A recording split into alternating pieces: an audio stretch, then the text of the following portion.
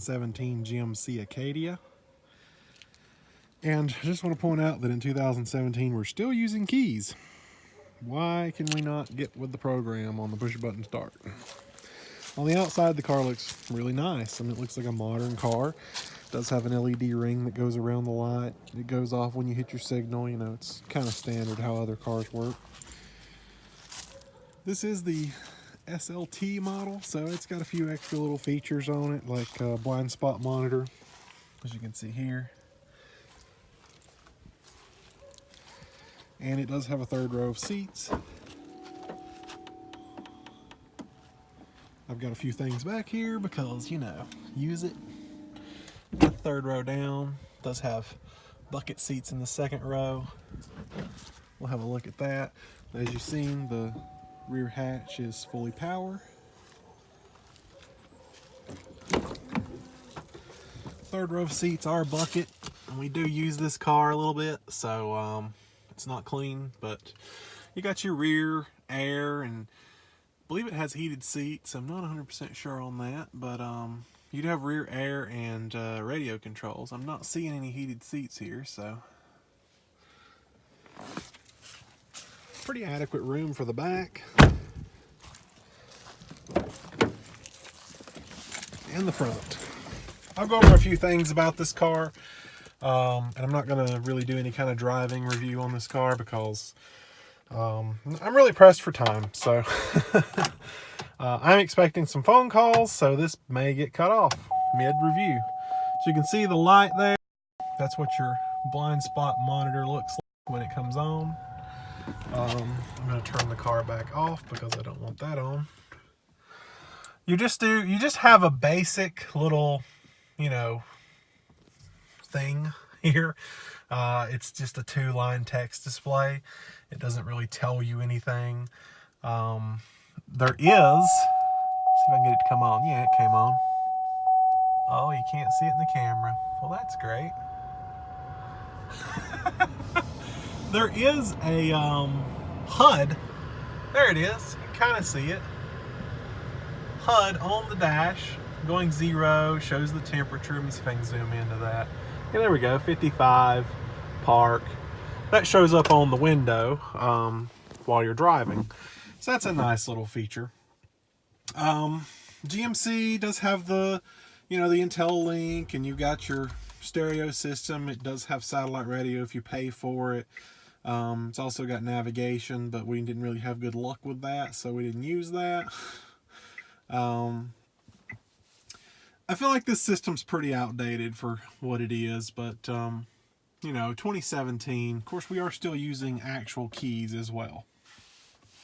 So just going over some buttons here. You do have your automatic headlights and fog lights. On the steering wheel, we do have a heated steering wheel with this button, your cruise on off button, then all your set buttons as well. Over here is all your radio controls, hands-free, stuff like that. And then you do have volume back here.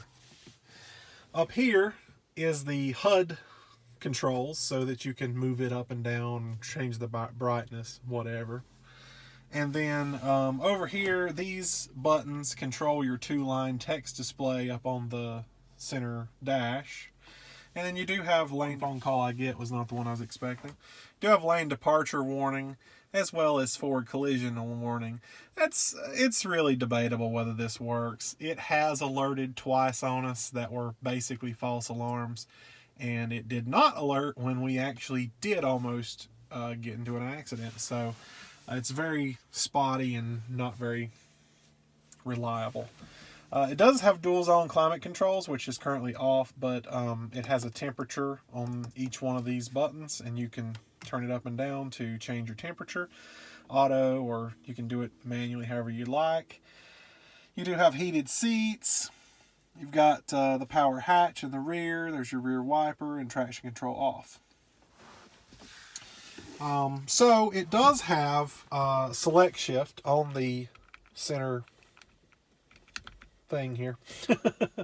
But you have to put it all the way down to low in order for select shift to work. It will not go into select shift while in drive. So that was something I learned while driving. Overall, the car gets pretty decent gas mileage for its size, but I feel like it could do better. You know, there are some Jeeps that are pushing 30 now, and this one's getting like 25, 24 in real world testing. I'm not sure what it's rated for, but I got about 25, 24. We've put a few miles on this one. This was a rental provided by my insurance company because I was recently involved in a wreck, and I haven't talked about that much on here.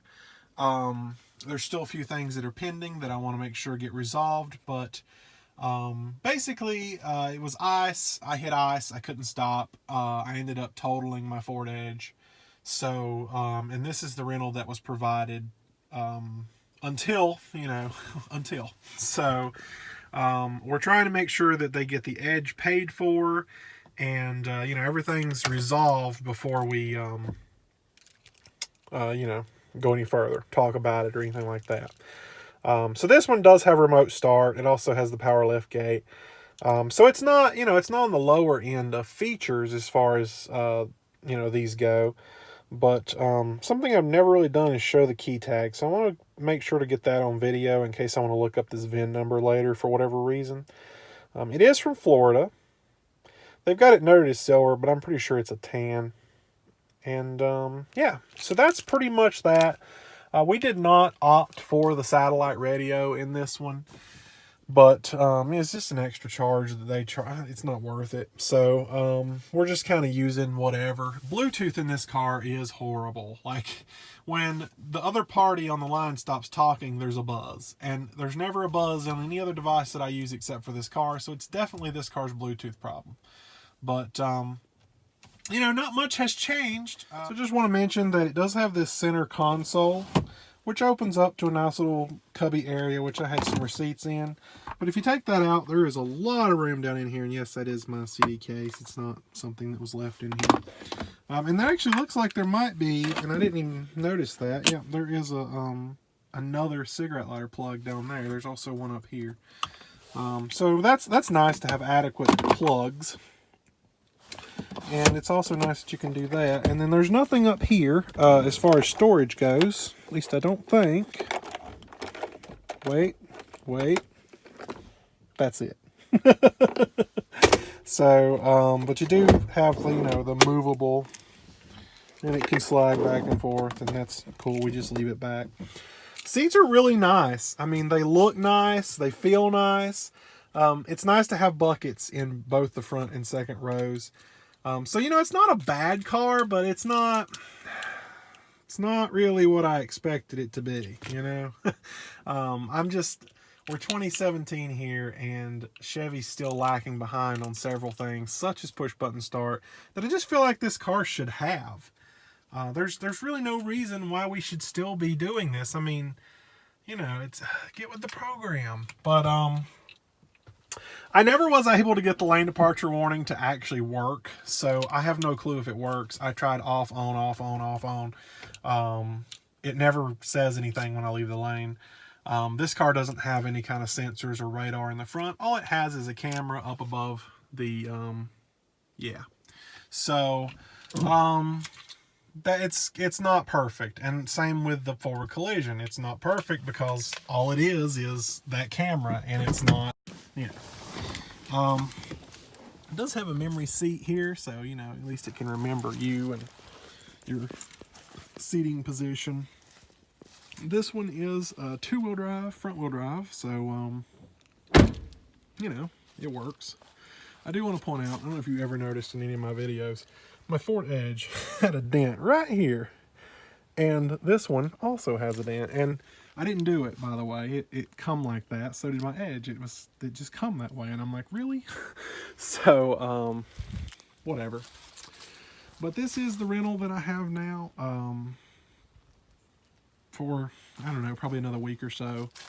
And just kind of doing with that. So here is a night view of the 2017 GMC Acadia. Give like a little accent light here. Although this lights up well so you can see it, it's not intruding, and when you're driving you don't really notice it out of the corner of your eye. Everything lights up well. I don't know if you can see the, nope, barely see the HUD display. Here's a look at the blind spot monitor.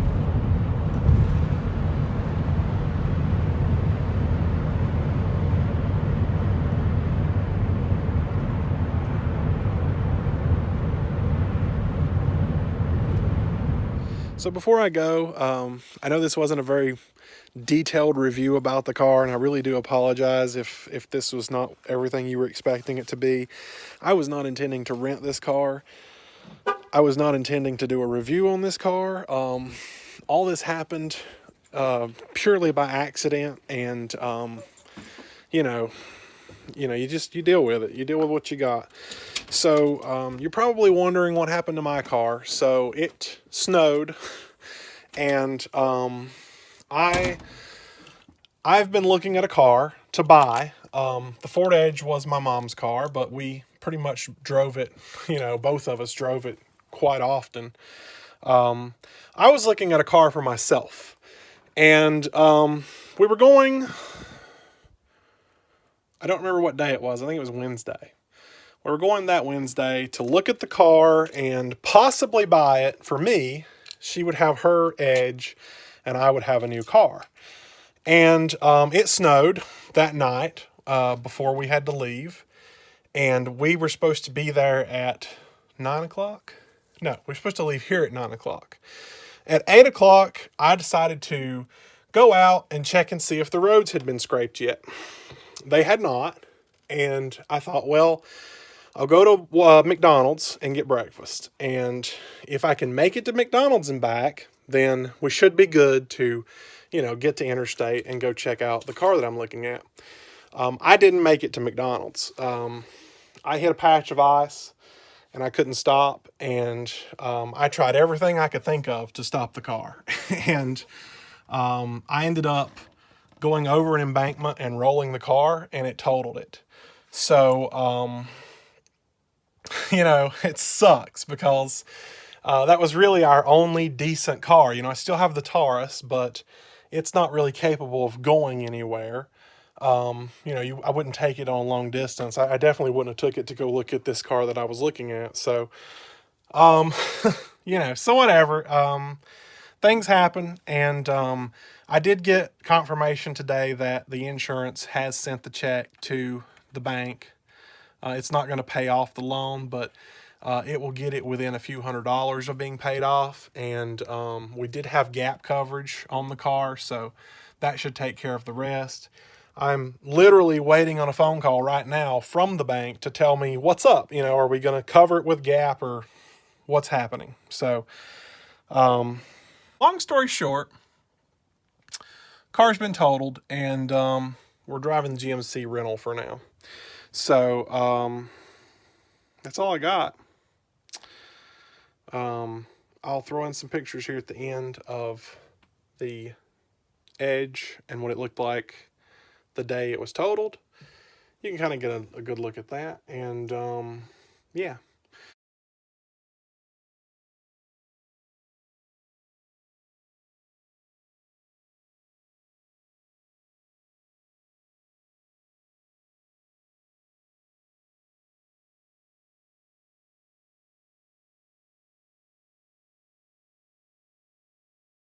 So, I did end up going and looking at the car that I was thinking about buying. It was pretty much everything I wanted, and I did buy it. So, more review videos to come for that later. But that's that for now. So, I will catch you guys in the next video, and I will do some more videos on that car in the future. So, see you guys later.